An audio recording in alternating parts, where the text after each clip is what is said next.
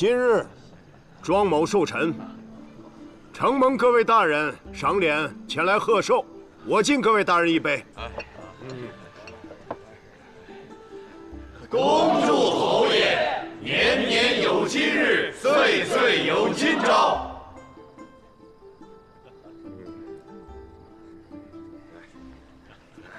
各位大人，请坐。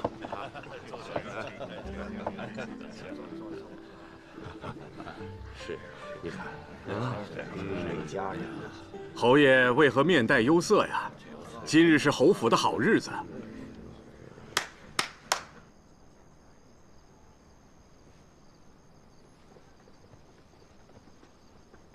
齐大人有所不知啊，我听闻大公子被曹公公押入都尉司。大公子素来品性纯良，没想到会发生这种事情。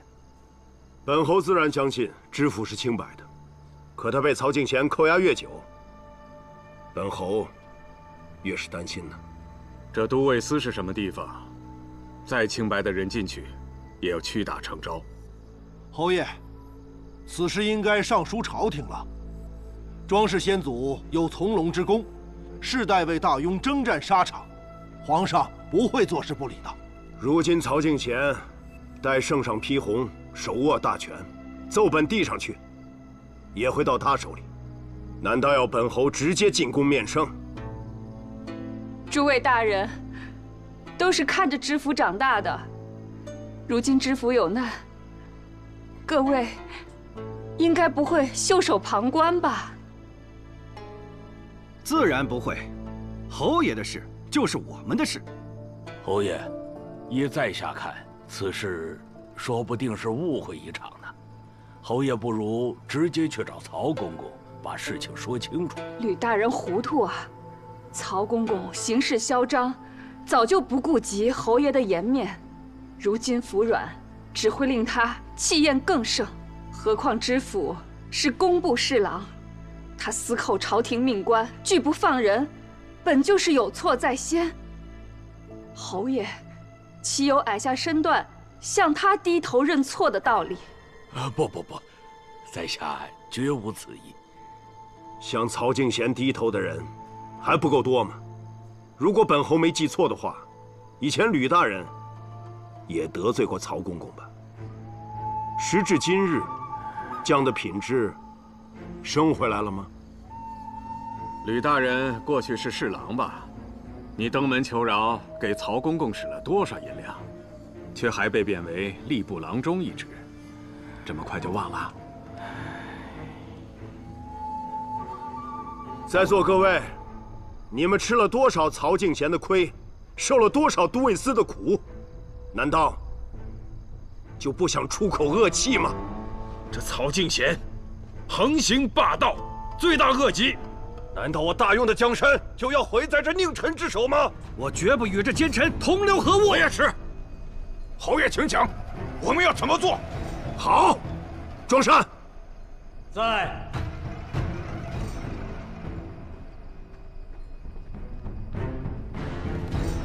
明日朝会，本侯会向皇上面呈合状。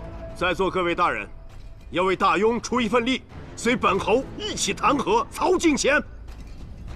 明我已经签了，各位大人，请吧。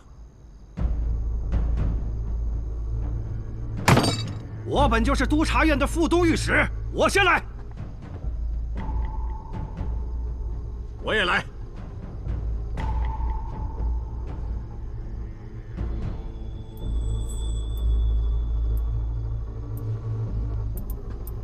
吕大人，吕大人，请吧。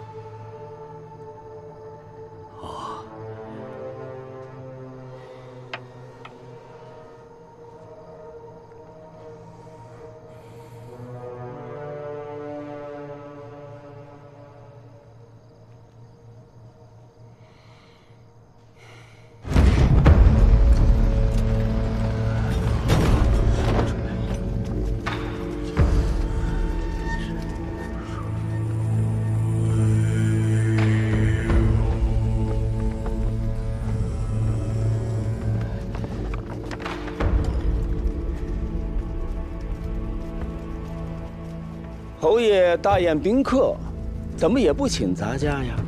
是咱家不配吗？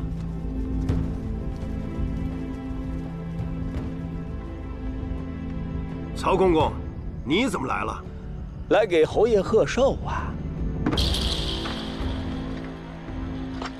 这是咱家寻遍大庸得到的一把鹿墨刀，时隔千年依然是锋利无比，天下猛兽任斩。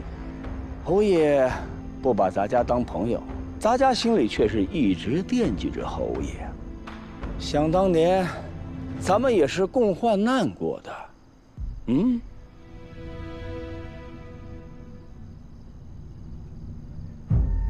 曹公公有心了，那就坐下，喝2杯吧。那咱家就自己找个座儿。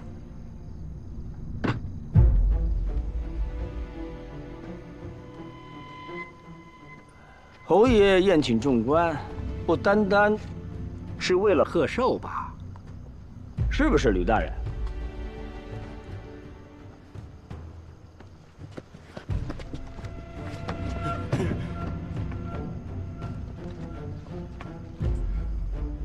哦，原来侯爷是在执党营私，要弹劾咱家呀？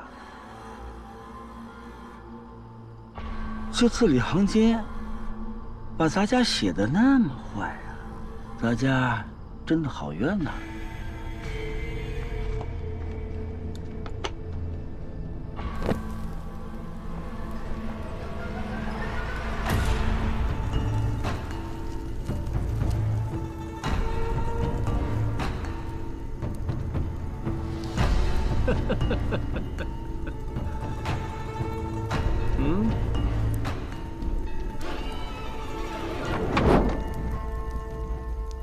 那么，你们也都是来弹劾咱家的吗？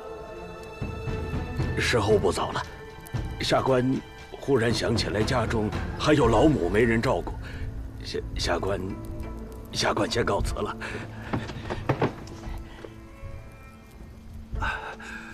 侯爷，公公，下官也还有事儿，也先告退了。下官告退，下官告退。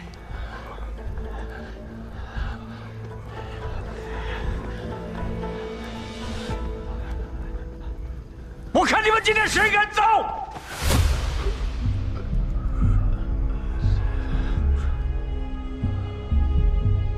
曹敬贤，你不但私扣我儿，如今还不请自来，当众撒泼，你到底想干什么？咱家今天来，就是把人给你送回来了。带上来！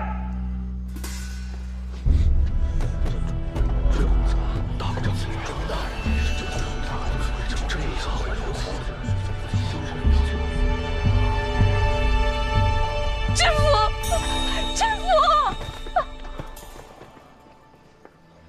你把知府怎么了？来人！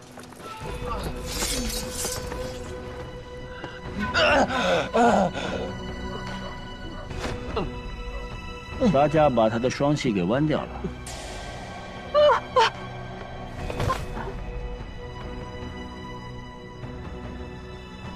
庄知府历年来贪污国库，皇上震怒，让咱家严审。他嘴硬，咱家只能上刑了。还别说，真审出了不少东西来。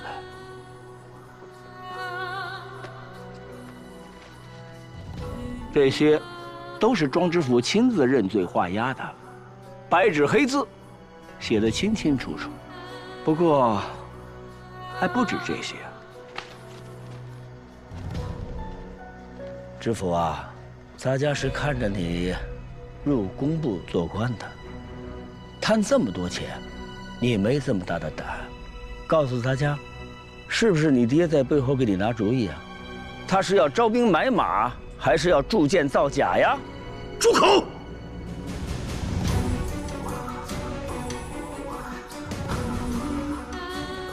庄龙爷啊，只要你跪下认罪，你儿子便可免去一死。侯爷，把他们给我围起来！你不但残害朝廷命官，还想构陷本侯！我现在就助你见皇上！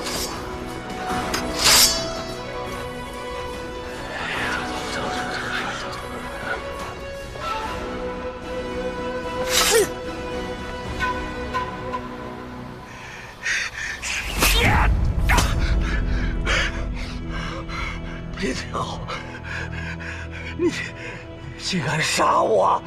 快来人！边境侯要杀我呀！杀人了！杀人了！赵龙爷要杀人了！边境侯杀我！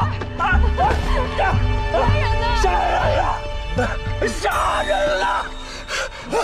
杀人了！边境侯杀人了！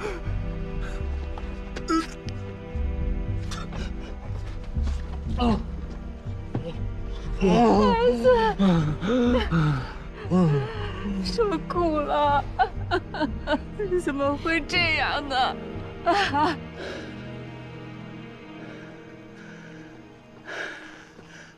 庄卢隐意图谋反，被咱家发觉，他想掩人耳目，欲杀人灭口，所有的官员皆有目共睹。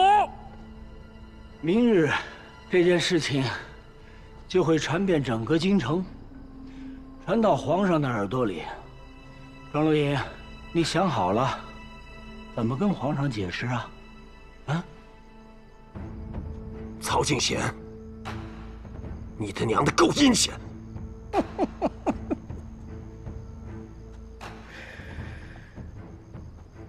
侯爷，这件事情不是没有转圜的余地。你儿子到底贪没贪？你有没有饲养兵马？都是都尉司一句话的事儿，就看你侯爷想不想解决了。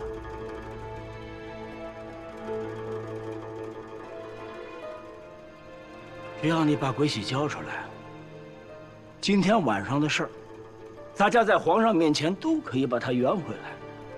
这就是一场误会。鬼玺？本侯怎么可能有鬼玺？庄龙隐，你别跟我装糊涂，你一直就在找鬼玺，你不是也在找吗？大家最后再问你一句：东西交还是不交？就算在本侯手里，你这条老烟狗也休想拿到！姑娘，婆婆，什么时期样子，让我也瞧瞧。哎，你看看这个，还有这个。姑娘看着面生，也住在这附近吗？是，我家刚搬来那后头。夫人姑娘们想买花钗还，但还没找到靠得住的人。啊，姑娘，你也不用去别处寻了，这里呀，谁不知道我张婆婆的东西最齐全。婆婆常在这买花。是啊，这里的大姑娘、小媳妇啊，都找我买。这家姓孙是不是？是啊，姓孙。那他们家女眷都戴什么样式？哎呦，这个你可问着了，我常出入他们家宅院，没有比我呀更清楚的了。哎，姑娘，我跟你说呀，他们家三姨太太呀喜欢这个。他们家几个姨太？8个姨太太。哎，他们家7姨太太喜欢这个。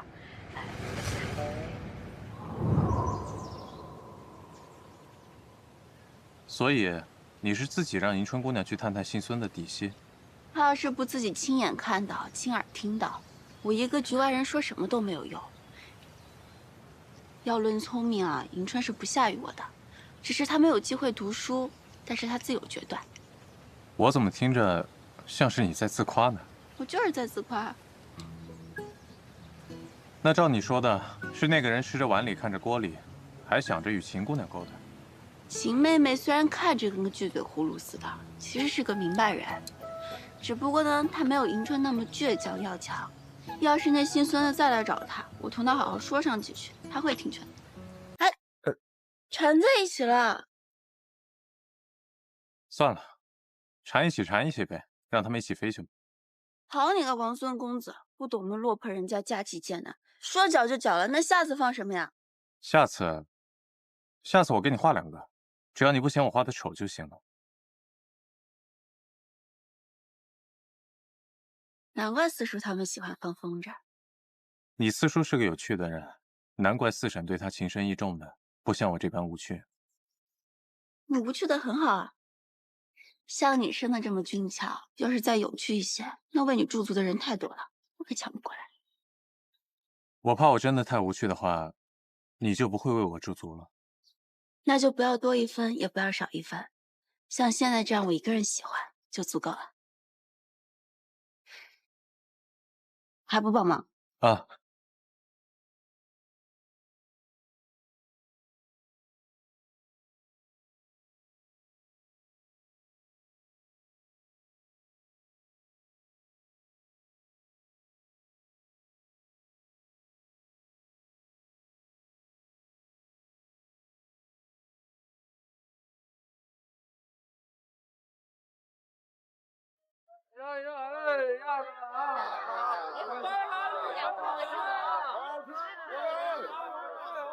沈良君竟然喜欢这个，所以不求取功名呢？家父定会助你一臂之力的。9连环都是新到的嘞，瞧一瞧，看一看啊！7巧板9连环都是新到的嘞，香能金毛剑，好看又好玩啊！没人陪你玩啊，我陪你玩呗。没关系，我们去，我们可以去很多更多有意思的地方。你记清楚啊，我要芍药。跑快点哦，马可丢了。你这脸上都是伤。这是我朋友。朋友？朋友。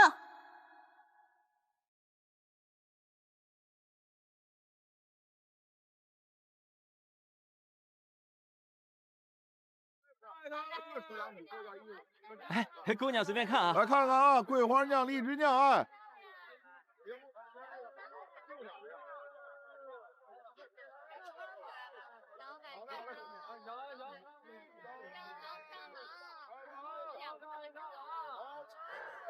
芍药，沈焕，你不是不？哎，公子，你的东西。慢点。沈焕，你不说不能来找我一起玩吗？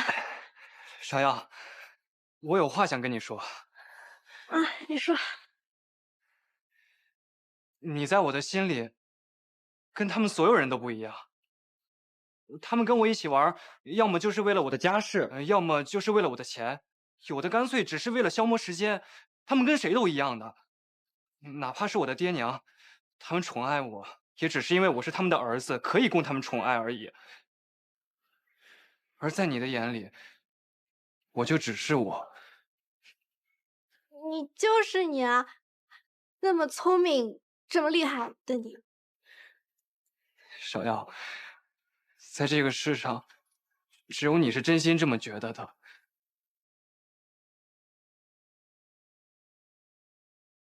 我马上就要跟别的娘子成亲了。别的娘子是谁啊？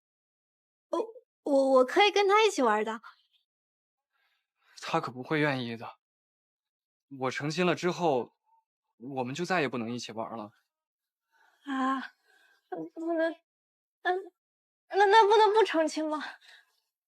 对，我也不想跟他成亲的。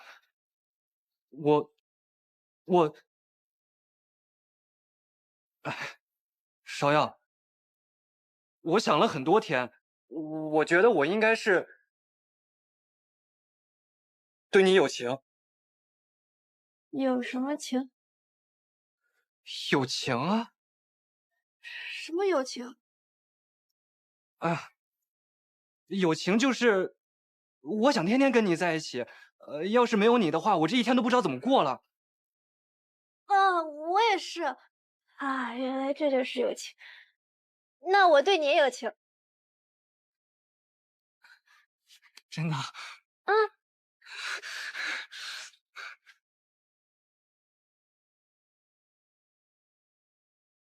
不对，我的意思是说，你跟我，只有我们两个，我们在一起，你也是这个意思吗？只有我，那倒不是。我跟哥哥、花姐姐都能一起，我跟朵儿也能一起，我要跟柏林就算了，他老耍赖皮。芍药，咱们说的不是一回事儿啊！怎么不是一个事儿了？我说的在一起的意思是，我跟你，我们两个人在一起，只有我们两个人在一起，没有别人。我们现在不就是在一起吗？不是这个意思，那你到底什么意思？你慢慢说。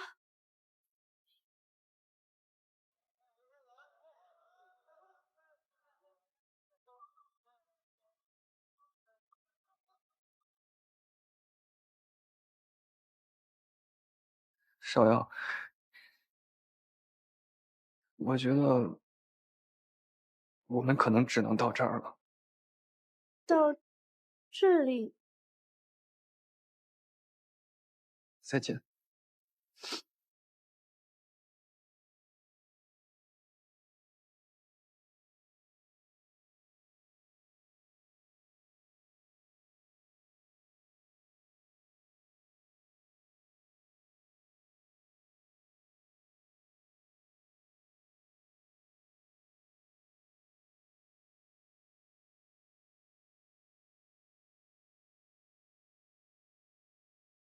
你上下8个妾室，要我过去做老九？你都知道了。你先头娘子留下一大一小孩子，你也一字不提。没错，孙某是有意而遇你，因为中意迎春姑娘你的才干，所以想让你给2个孩子做母亲，这并没有什么过错呀。至于房里人多人少，我当是什么大事儿呢？只要你能得我欢喜，我房里人多又有何妨呢？3000宠爱于一身，迎春姑娘不是没有听过吧？倘若你不得我心呢，哪怕房里只有你一人，你日子也照样难过。你说是也不是啊？是，你说的对。所以啊，迎春姑娘，莫要怪我。若是换做其他男子啊，连一句真话都不会跟你讲，你也只有过了门以后才知道啊。滚！迎春姑娘，真的就不再考虑一下孙某吗？我考虑你8辈祖宗考虑。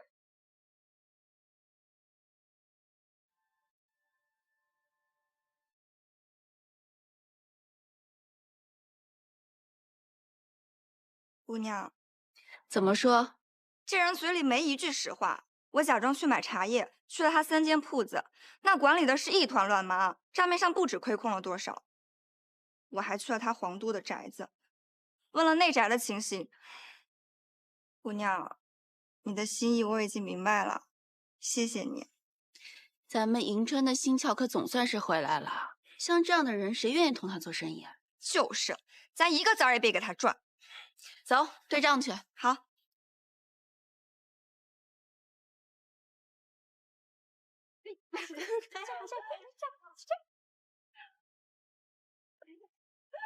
看我这儿，我这儿。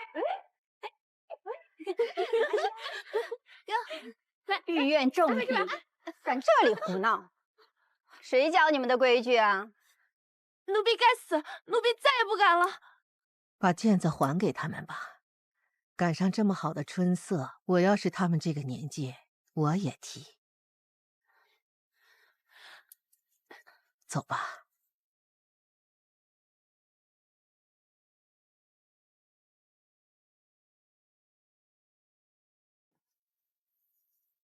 燕西见过皇祖母。燕西，你看这园中，风物明媚，万物欣欣。可就在今年，我又失去了一个儿子，2个孙儿。皇祖母，但愿您不会怪罪燕西。孩子，我怪你什么呢？生在皇家，就得听天意和圣意啊。你看这座皇宫是我们的家，却又不是家。你们顾姓子孙是一家人，又并不是一家人。唉，我是只能在这终老了。可燕西，你不一样，你今年20有3了吧？该为自己成个家啦。这皇宫也好，灵王府也罢，到处都是冷森森的，找一个让你暖心的人。怎么？难不成已经找到了？什么事都瞒不过皇祖母。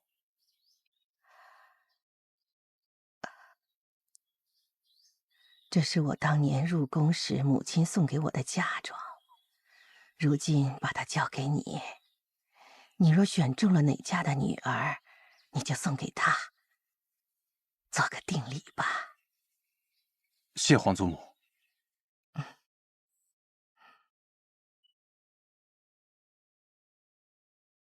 秦姑娘，怎么了？那位孙郎君，姑娘不向他买茶了，你可知为何？生意上的事我从来不过问，又何须知道为什么？因为他嘴里没一句实话。他家里7、8房小妾，还有2个孩子，就等着找便宜的娘亲呢。迎春，多谢你同我说这些。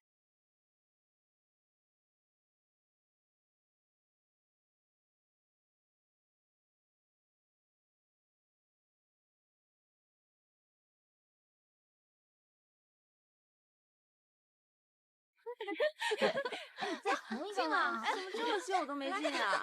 你看我进了。躲在这里干嘛？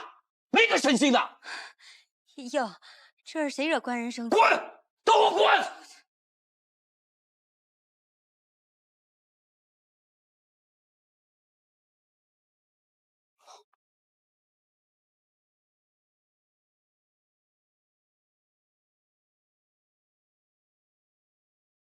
这小蹄子！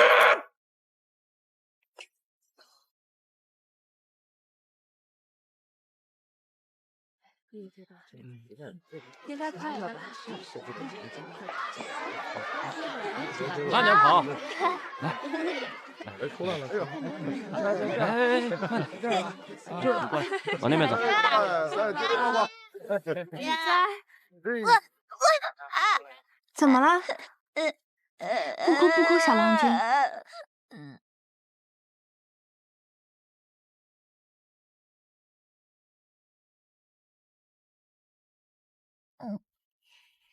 姐姐给你点心吃好不好？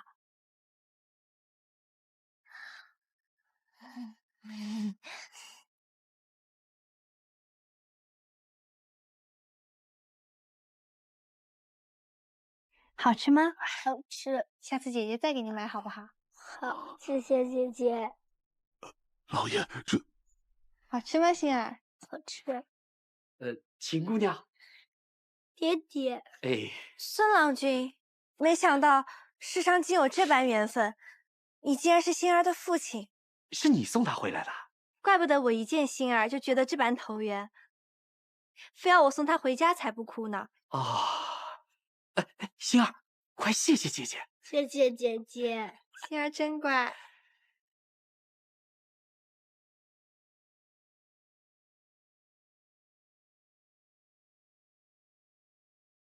这什么声音？我不知道呀。哎呀，那个茶商孙香来提亲了。和谁提亲？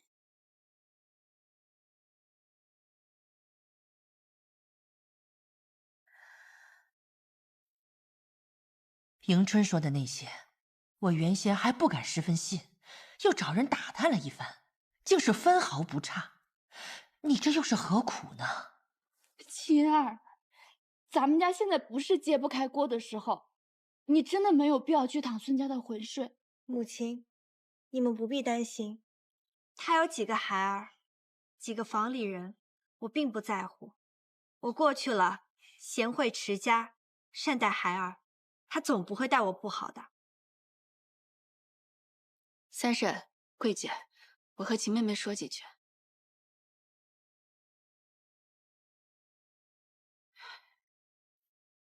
石姐姐，我知道你们都是为了我好，不过，我也有自己的打算。秦妹妹，但凡你心中有一个不愿意，我便为你做主，把这些东西都退了，绝不让他为难你。师姐姐，你想多了，我愿意的很。我知道那孙郎君算不得什么上等良配，可是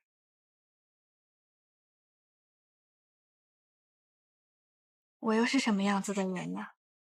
便是当年祖父他们都在的时候，会有王孙贵胄来向我求亲吗？现如今，我们只不过是一个无官无位的商户人家，我一个庶出的女子，又比不得你和灵儿妹妹。秦妹妹，咱们家又不分什么嫡庶，你真要嫁给这样的人啊？不嫁他，换个旁人，未必更好。枝姐姐，我没有旁的本事，不像你有那样多的事情要做。说到这个，我对不住你。你说什么呢？我曾经想着，既然你与沈大郎退了婚，那么我是不是就可以……他真的是一个好人，原是我的上上之选，奈何他这样的人是瞧不上我的。哪有什么瞧得上瞧不上，只是缘分未到，你就不愿意再等等了？不等了。家中的夫人们在出嫁之前，尚且连对方的样貌都没有见到过。我呢，好歹不算是盲婚哑嫁，这样就可以了。可以了。他不老不丑，家业又盛，又愿意明媒正娶，我冷眼瞧着，心里算着，这孙郎君恐怕是绝好的归宿了。青儿，其实不用以家人做最后的归宿，你想想贤姑母，我们这些同亲连枝的亲人，也可以是你的归宿。姐姐，我就要嫁人了，别说这种丧气的话，祝福我吧。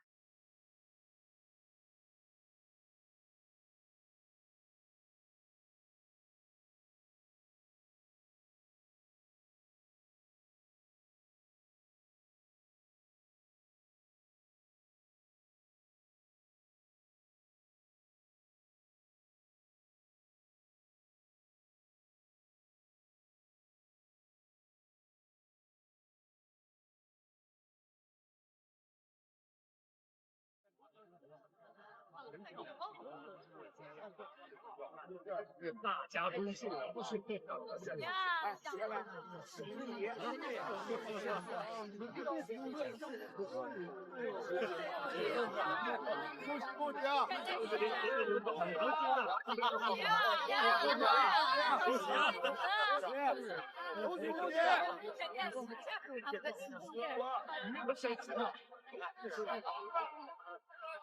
手势会死啊！原来这就是成亲，沈焕也要成亲，他会被花轿抬去哪里啊？姑娘，有几家庄户送果子到后院来了，咱们去看看吧。走。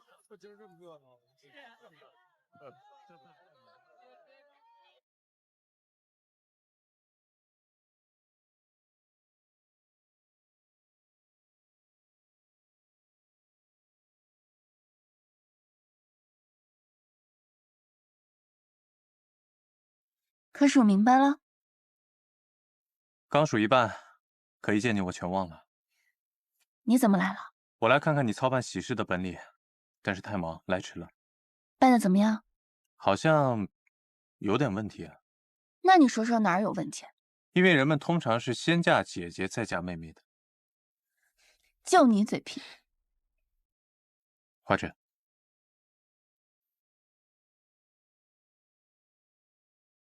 送给你。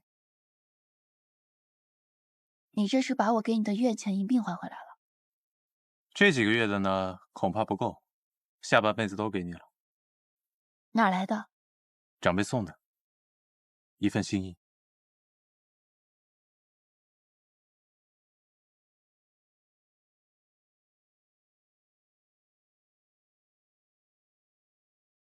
是吗？你说这个时辰为了，事情，刚过门就这个样子。哎，这可不是。姐妹们，你们说这都什么点儿了，他怎么还不来？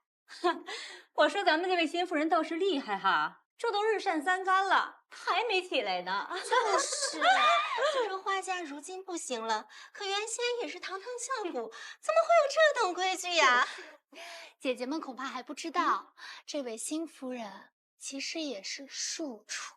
是吗？我还以为是他们那位厉害的三夫人所出呢。不是，是三房李姨娘生的。哎呦，说到那个姨娘，那也是出笑话。快说出来听听啊！快说，这位三姨娘。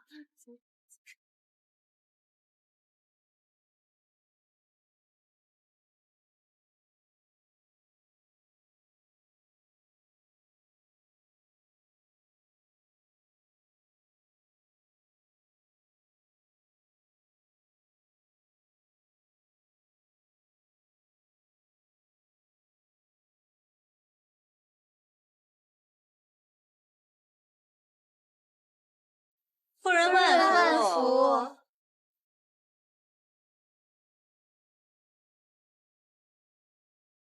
我让你们坐下了吗？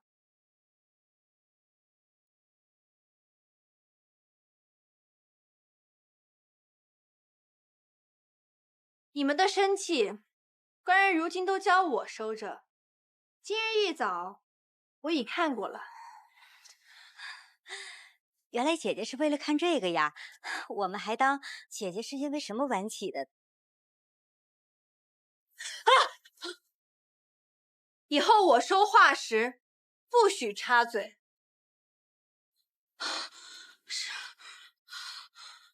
张氏、李氏、薛氏、洪氏，你应该是王氏吧？论理，官人房中放着你们，都是为了仔细考虑。奈何你们一个个都不争气，还是顾氏的大姐姐留下的一双儿女。你们呢？胡氏，是你在这里资历最老，不想着早日为官人开枝散叶，整日只知道和这群小子在一起乱嚼口舌，养你有何用？夫人教训的是，夫人教训的是。别怪我丑话说在前头，既然你们不中用，又不听话，打扰的家宅不宁，我自有我的打算。到时候谁叫我不自在，我便发卖了谁，重新找几个年轻貌美的侍奉官人。你们觉得官人难道还会不依吗？夫人开恩，夫人开恩了。官人为何不进来入座？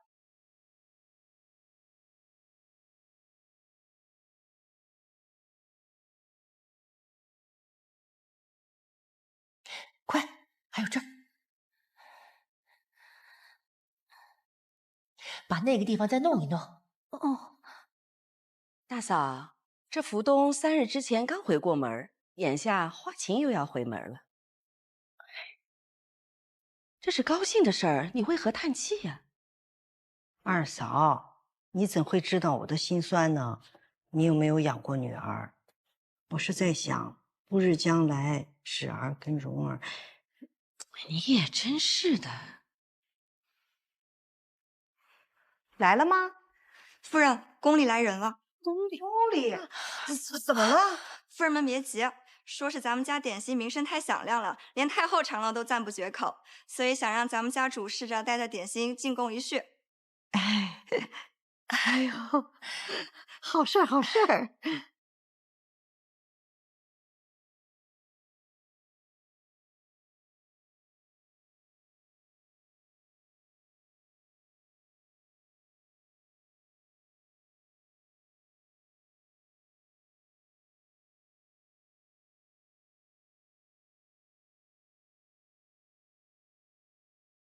起来吧。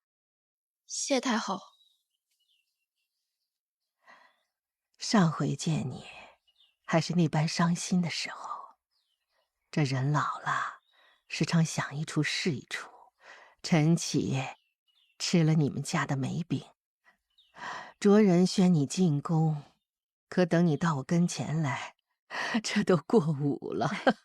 宫里的规矩大，花家姑娘进来一趟，着实不易的。花家小娘子啊，到我近前来。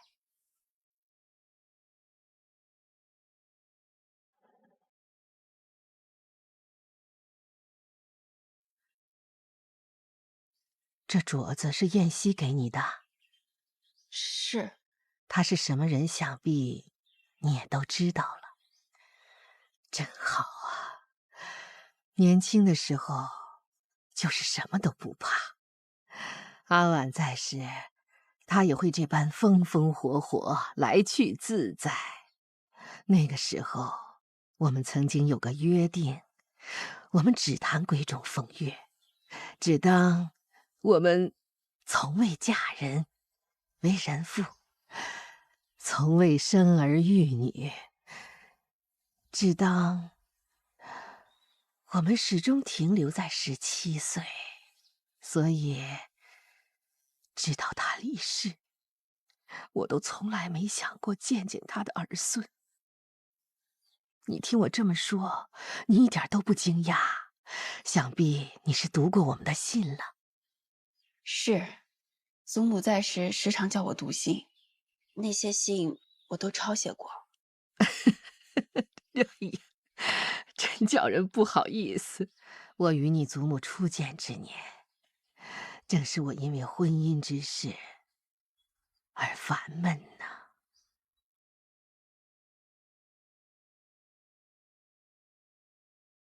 姑娘，嫁谁不是嫁呀？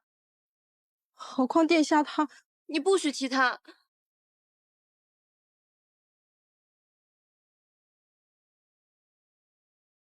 谁？谁进来了？哪里来的狂徒？快滚出去！别骂人啊！原来这儿有人住啊！你是谁啊？我是出征打猎路过的。后来，他干脆住下不走了，陪我一块儿避暑。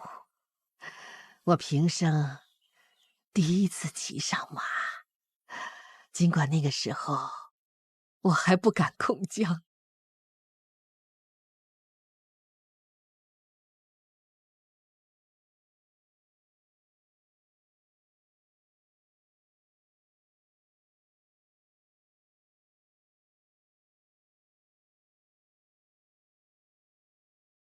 再后来，我嫁给了先皇，我便把紫黄驹送给了阿婉。原来是这样，祖母每年夏天都要去住上一阵子，不允许他人跟随。祖母在时，无一日不思念太后。思念也是徒然呐。一入深宫，便只剩下这座城墙里的四四方方的一块田。余生连亲人都见不了几面，更何况朋友呢？作为燕西的祖母，他若能得到你的芳心，我自然为他高兴。可是作为你祖母的朋友，我要提醒你一句，在灵王府里看到的天，只会比这儿更窄。话又说回来，年轻的时候就忧虑不前，连真心都不敢交付，那这一生就太多的遗憾了。所以，你是怎么跟皇祖母说的？我说我相信你，也相信我自己。好，花府困不住你，王府也不能。跟我来。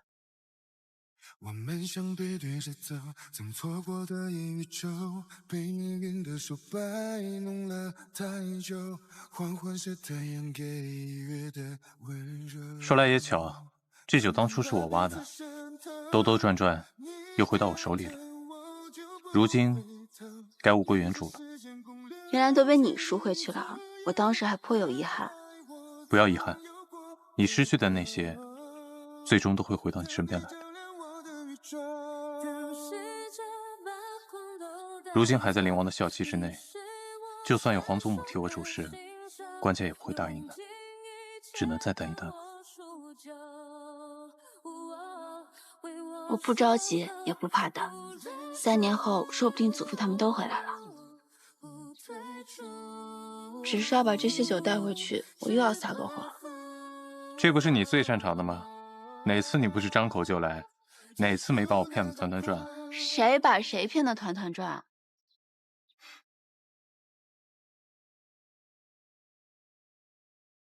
你们都小心点啊，慢点搬，别摔破了啊！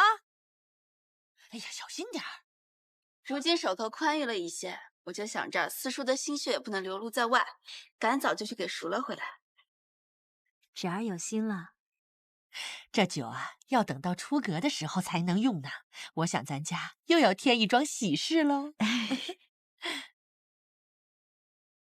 哎，你啊，快去帮我问问他，叶先生准备何时来提亲，同侄儿商量过了吗？哎呀，去！没想到侄儿的姻缘竟比晴儿的还要难料。三嫂，你放心，只要燕先生对侄儿是一片真心，旁的呀都不要紧。旁的？旁的什么？没什么，你呀就稀里糊涂的享福吧。别人家呢给1万个胆子都不敢招你家这个女婿。为什么啊？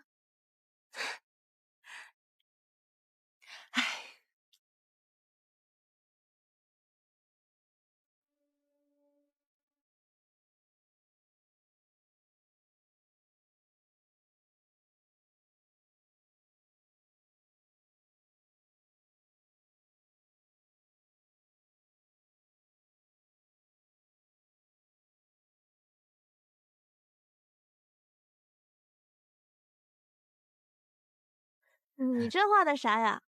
看不出来吗？你看，这是眼睛，这是鼻子，然后这一笔啊，这是嘴，看出来了吗？猴子。不是啦，这是你啦。哇，不像吗？这是你吧？你才长这样，我什么时候？难道不像吗？我什么时候？哎呀，弄鼻子上了。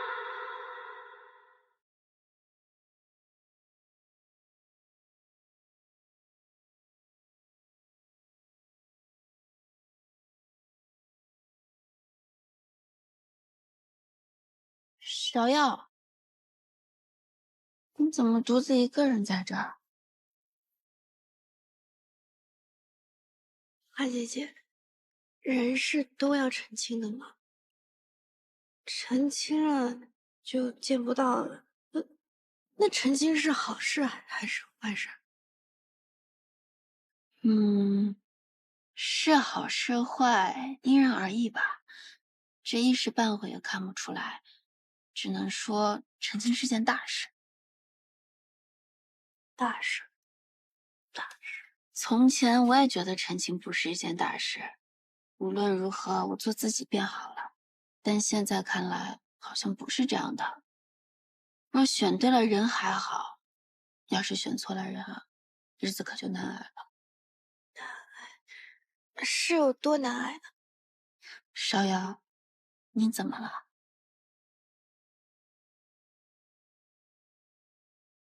沈焕，他要成亲了，你心里不好受啊？花姐姐，他看起来很难过，所以我也会难受。只是因为这个？是啊，应该是吧。我也不知道该怎么办。你说我该怎么办？要是这样的话，你的朋友可能就要去过难挨的日子了。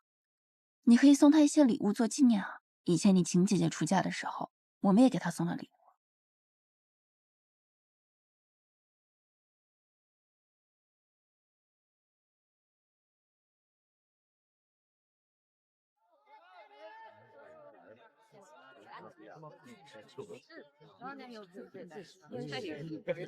哎，沈家这亲事办得有点急啊，这没几天聘礼都下了。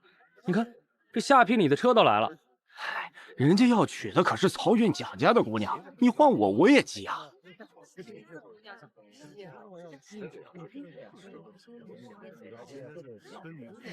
沈焕，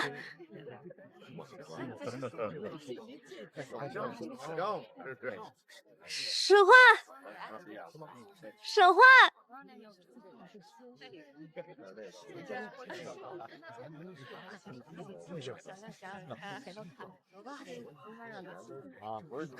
你们先往前走吧。是。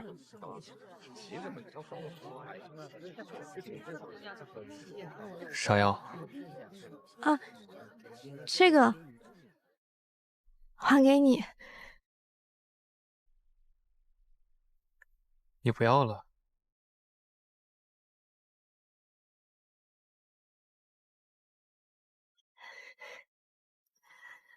还有，那个竹子丢了，我重新刻了一个送给你，这样以后你就可以继续跟别人玩相戏了。花姐姐说成亲是大事，所以我做了这个送给你。你别不收啊，我刻了好几天的。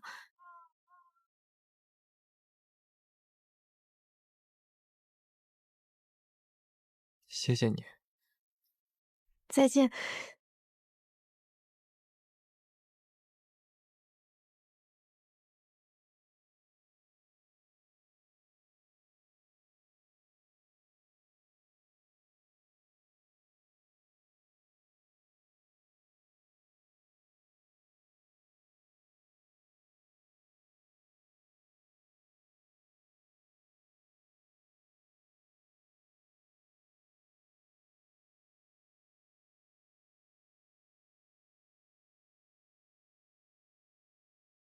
今日怎么想起来我这儿了？1年前，花大姑娘来退婚，你向来不饮酒的。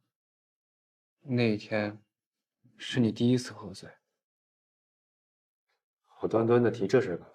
哥，我现在终于明白，你为什么那日忽然要饮醉了。这怎么能一样？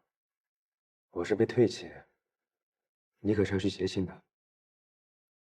我并不喜欢那位蒋姑娘。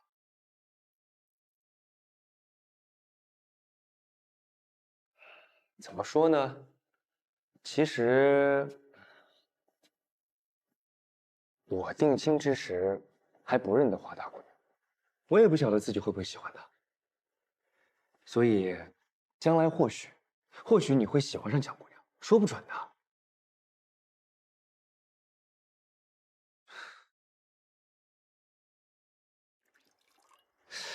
你心里已经另有他人了。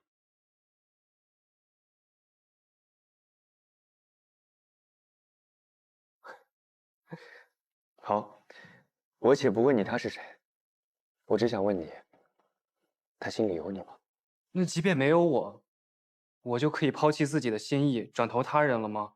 譬如你现在心里还装着花大姑娘，可是爹娘明日就要你另娶他人，你愿意吗？